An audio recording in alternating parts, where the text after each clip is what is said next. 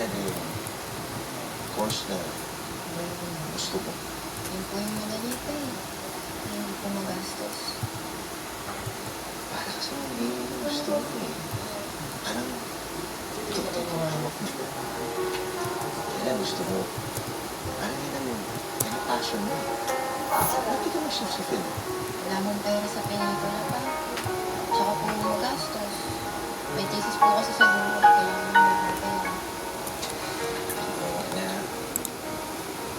Kaya nga tayo nag-usap kanina. Kaya ako magtatrabaho sa US. Para sa pag-aaral kayo magkakapatid.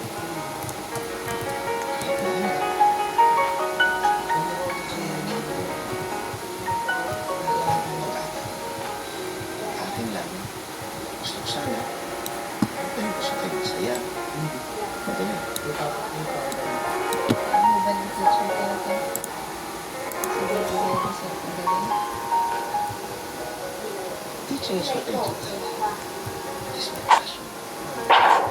Alam mo na. You know what my bigger passion is?